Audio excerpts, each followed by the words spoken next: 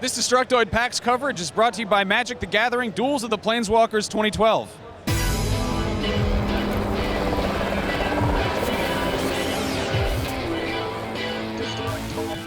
Hey guys, Terry here for Destructoid, standing next to my new friend, Salvador the Gunzerker. You might have known him from the Borderlands 2 trailer. I actually just got a chance to go behind this wall and see a super secret demo that Mikey Newman from Gearbox was showing off. First impressions, holy crap. This looks like everything awesome about Borderlands 2 and all of the bad, or about Borderlands, I'm sorry, and all of the bad stuff has just been like completely revamped. Starting with like, let's talk about guns for a second, because you know, guns are kind of a huge thing in the first game. You can find loot pretty much everywhere you go.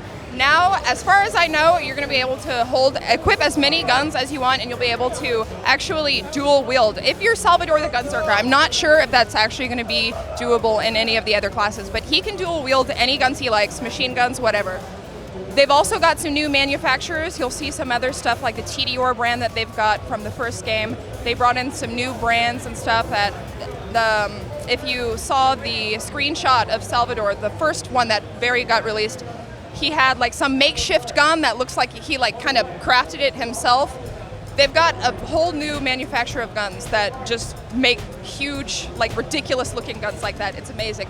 They've also revamped the enemy AI system so that they're a lot more responsive now. I know in the first game, you know, people just kind of run at you and that's it, and you have to kill them. But now, like say if you're on a platform somewhere, they'll just jump up there. Like they don't give a fuck. They'll just jump and attack you. They've also got huge like robots and stuff that have like little flying things that can regenerate their health. So enemies are a lot more responsive in this game, and of course the graphics look amazing. They've added a lot more color this time around, which I thought was something that I wasn't a fan of in the first game, was that it did look very brown. But they've got like a snowy winter wonderland type area here that they were showing off, and then also another city, Hyperion, which is very industrial, and that's where you're going to encounter the robots. They've also revamped the mission system to make it a lot more kind of smooth flowing and kind of tell the story as you're progressing through the missions. And then it's also going to be like, if you fail a certain mission, others will be created for you. So they're kind of responsive into what you're actually doing in the game.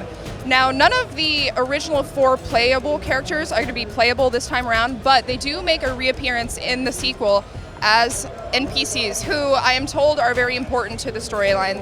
They weren't saying how, but the only character we've been introduced to so far is Salvador the Gunzerker, and also we saw the new kind of siren character, Maya, who has blue hair.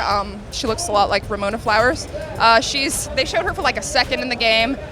They didn't really say much about her though. Gearbox is actually having a panel at PAX tomorrow, I think at 3 p.m. in the Pegasus Theater, and they promise that they're going to have some secret surprises or something for us, so I may just have to stop by and see what's up.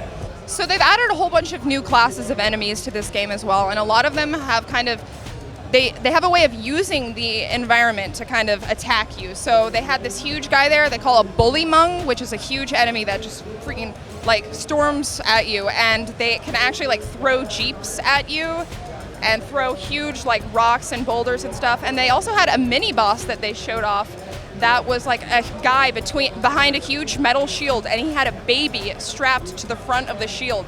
So you have to not only kill him, but kill the baby. And then when you, like, if you knock the baby off of the front of him, he'll actually start attacking the baby, because the baby will also be attacking him. It's hilarious. There's a lot of, like, gore, but also a lot of humor in the game, which is one of the things that Gearbox is kind of known for. Another thing that I forgot to mention about the guns is that it's not just shooting. Like, they've actually added this element where you can throw guns at people, which is not anything new in a game. But in this game, you actually have to kind of use that strategically to your advantage, because a lot of times throwing a gun at an enemy that's full of bullets will actually kill it way faster than just shooting it. So it's going to be a lot more strategic this time around as well. And last but not least, they've improved the driving mechanic a little bit. It was kind of buggy in the first game for a while there, and Now you can actually seat up to 4 people in a car, which is going to be awesome for multiplayer. I can't wait to see that in action. They showed a little bit of it in the demo, but not very much. I think it'll be really cool to see actually when you're playing it. So that's Borderlands 2. I'm super excited about it. I'm actually going to be doing an interview later today with one of the guys from Eurobox. So stay tuned for that. Subscribe to our channel and keep watching for more PAX coverage. Let's go see some stuff. Duels 2012 has intuitive controls and lots of helpful tips, so whether you're a seasoned veteran or you've never played Magic the Gathering before, this is a great way to get into it. The latest version of Duels has enhanced co-op modes and a new deck building system, as well as new decks, new characters, new puzzle challenges, as well as a new game mode called Arch Enemy. Duels of the Planeswalkers 2012 is available now on XBLA, PSN, and Steam. It's only $10, and if you're hesitant, there's a free trial, so go check it out right now.